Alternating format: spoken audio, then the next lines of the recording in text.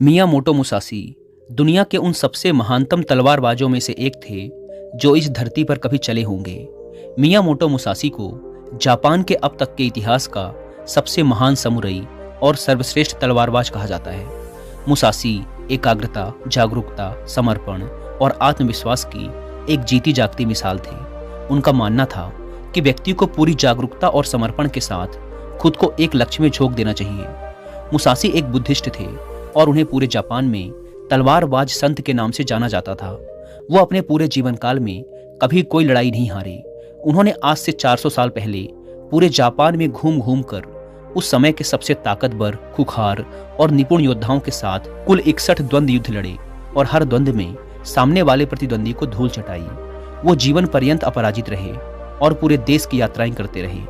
Musashi अपनी शिक्षाओं में एकाग्रचित होकर अभ्यास करने पर जोर देते हैं। वो कहते हैं कि हमारे बाहर ऐसा कुछ भी नहीं है जो हमें बेहतर, ताकतवर, अमीर और बुद्धिमान बना सकता है। सब कुछ हमारे भीतर है, इसीलिए कुछ भी अपने से बाहर मत ढूंढो। 17वीं शताब्दी में जापान के सबसे ताकतवर और प्रसिद्ध समुराई होने के बाद भी उन्होंने अचानक से हिंसा का त्याग कर दिया और दुनिया के शोर शराबे से दूर जंगल की एक गुफा में रहने लगे, जहां उन्होंने कई महीनों तक गहरे ध्यान का अभ्यास किया। अपनी मृत्यु के सिर्फ 7 दिन पहले उन्होंने अपने चहेते शिष्य के लिए एक किताब लिखी और उसे नाम दिया डोकोडो, जिसका मतलब है आर्ट ऑफ वॉकिंग अलोन, यानी अकेले चलने की कला। उन्होंने अपने पूरे जीवन में जो कुछ भी सीखा या अनुभव किया उसे इस किताब के अंदर 21 नियमों में बदल दिया, जिसमें से 9 महत्वपूर्ण नियमों के बारे में आज हम इस वीडियो में बात करेंगे। लेकिन उससे पहले हम ये जानने का प्रयास करते हैं कि उस महान इंसान ने किस सोच के साथ इस किताब को लिखा होगा। आखिर किन पिलरों पर यह किताब खड़ी है? तो पहला पिलर है आत्मानुशासन। मुसाशी का मानना था कि आत्मानुशासन एक खुशहाल जीवन जीने के लिए सबसे जरूरी चीज है। बिना आत्मनियंत्रण के व्यक्ति अपनी भावनाओं और लालसाओं का गुलाम बन जाता है और फिर इसके वश में आकर गलत निर्णय लेता है और गलत रास्ते पर चल पड़ता है।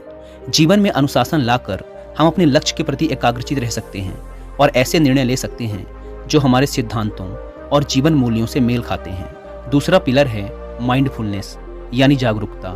मुसाशी मानते थे कि वर्तमान में जीना और जागरूक होकर जीना जीवन जीने का सही तरीका है।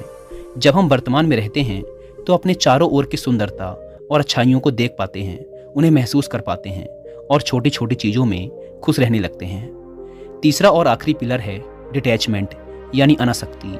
मुसाशी का मानना था कि बाहरी चीज़ों और घटनाओं से खुद को जोड़ लेना दुख का कारण है।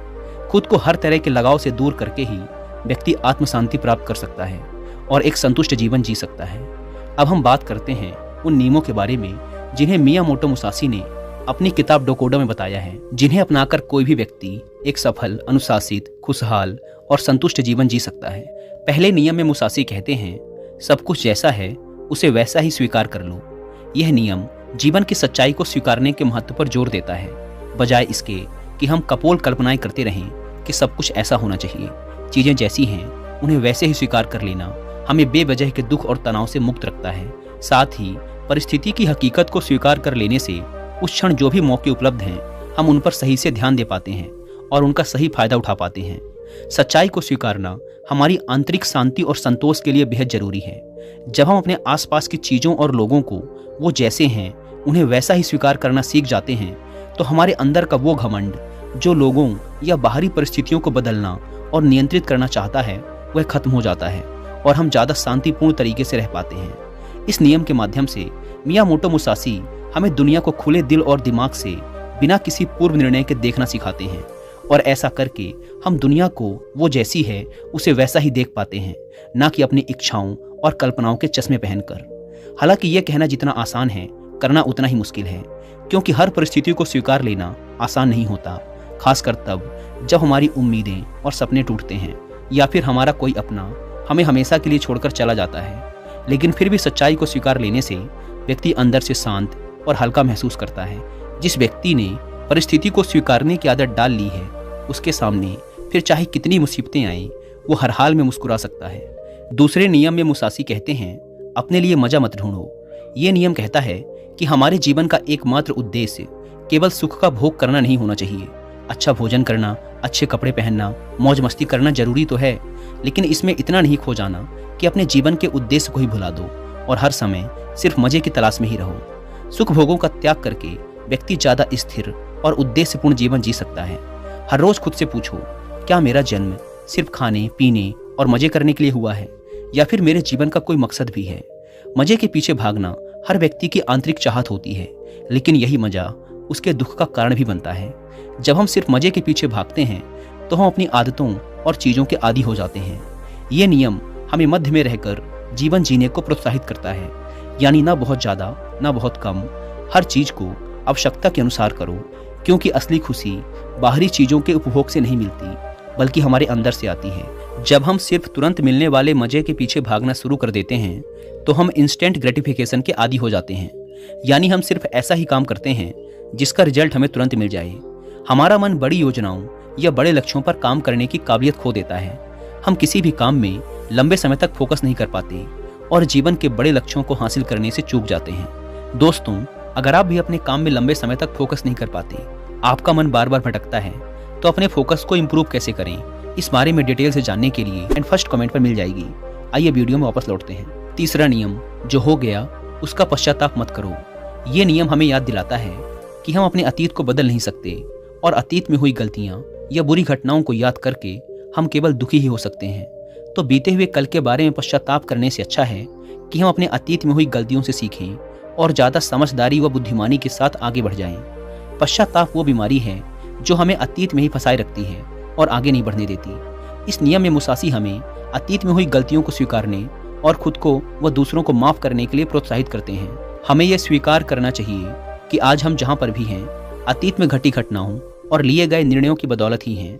ऐसा करके हम स्वयं को अतीत के भार से मुक्त करके मौका देते हैं वर्तमान से जुड़ने का। निश्चित रूप से इस नियम में मुसासी हमें अतीत को भूलने के लिए नहीं कह रहे, बल्कि जिसे बदला नहीं जा सकता उसे स्वीकार करके, उससे सीख के ज़्यादा स्पष्टता और बड़े उद्देश्य के साथ आगे बढ़ने के लिए कह रहे हैं। चौथा नियम, अपनी अधूरी भावनाओं पर निर्भर मत करो। ये नियम हमें अपनी अधूरी भावनाओं के बसीभूत होकर निर्णय लेने से रोकता है, जैसे गुस्सा, अति उत्साह, जलन इत्यादि। हम अक्सर अपनी अधूरी भावनाओं के आधार पर निर्णय ले लेते हैं जो आगे चलकर हमारा बहुत ज़्यादा नुकसान करते हैं। मुसासी कहते हैं कि व्यक्ति को खुद की गहरी समझ और परिस्थिति के अनुसार ही निर्णय लेना चाहिए।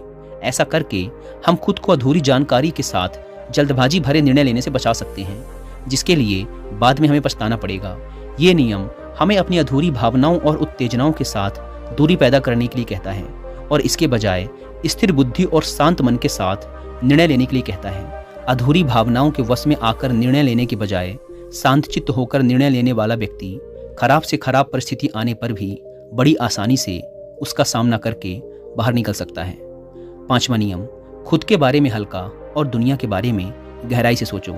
ये नियम हमें विनम्र रहना सिखाता है। इस नियम में मुसासी कहते हैं, व्यक्ति को हर समय सिर्फ खुद के महत्व और सिर्फ खुद के बारे में ही नहीं सोचते रहना चाहिए।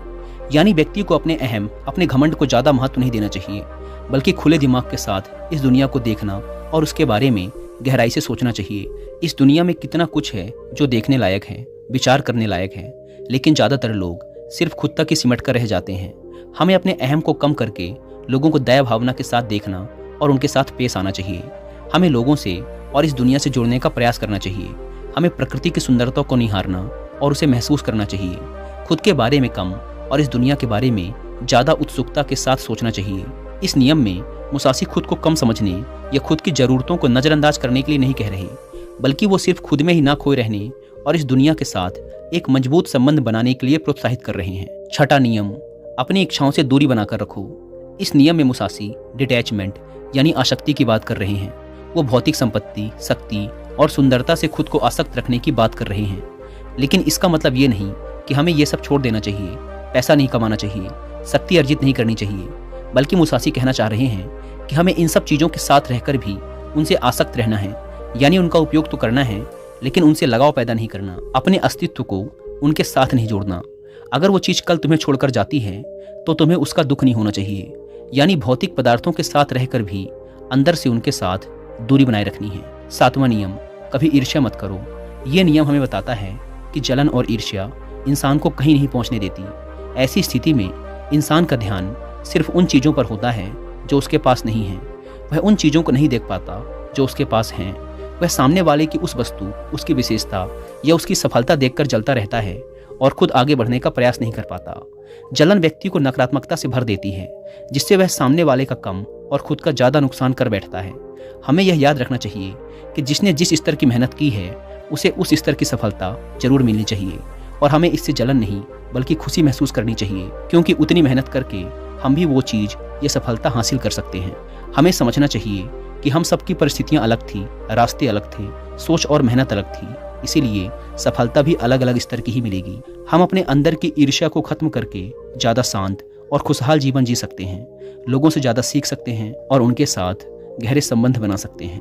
8वां नियम, अलग होने से कभी दुखी मत हो। इस नियम में मुसाशी समझाना चाहते हैं कि अलग होना इस प्रकृति का एक स्थायी नियम है। हर किसी को कभी न कभी किसी न किसी से अलग होना ही पड़ेगा। ये जीवन अस्थायी है, ये दुनिया अस्थायी है और हमें इसे स्वीकार कर लेना चाहिए। मुसाशी जीवन भर जापान की यात्रा करते रहे, लेकिन उन्हें कभी भी किसी के अलग होने से तनिक भी दुख नहीं हुआ, क्योंकि उन्होंने स्वीकार लिया था कि अलग होना प्रकृति का नियम है और इस नियम के खिलाफ जाकर हम केवल दुखी हो सकते हैं और कुछ नहीं।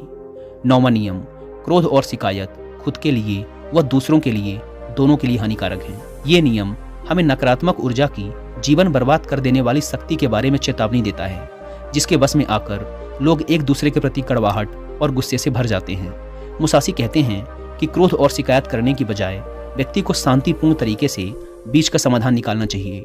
मुसाशी ने जीवन भर तलवारबाजी की, बड़े से बड़े खुखार योद्धाओं को हराया, लेकिन उन्होंने कभी भी क्रोध या शिकायत नहीं की।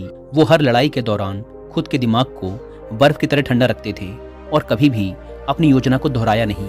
हर बार एक नई योजना के साथ युद्ध लड़ते थे, इसीलिए शायद वो कभी नहीं हारे। क्योंकि मुसाशी के काम में अगर 1 सेकंड के लिए भी मन विचलित होता है तो उनका सिर धड़ से अलग हो सकता था। इसीलिए मुसाशी सिखाते हैं कि परिस्थिति चाहे जैसी भी हो, खुद को शांत रखो और शिकायत करना छोड़ दो। दोस्तों, उम्मीद है कि आपको मियामोटो मुसाशी की किताब डोकोडो के ये 9 नियम पसंद आए होंगे और आपने भी इनसे काफ़ी कुछ सीखा होगा। और वीडियो खत्म करने से पहले एक बार फिर याद दिला दूं कि कुकू एफएम पर how to improve your focus book की हिंदी ऑडियो बुक को सुनना ना भूलें, और मंथली सब्सक्रिप्शन पर 50% डिस्काउंट के लिए आप WI50 कूपन कोड का इस्तेमाल भी कर सकते हैं। धन्यवाद।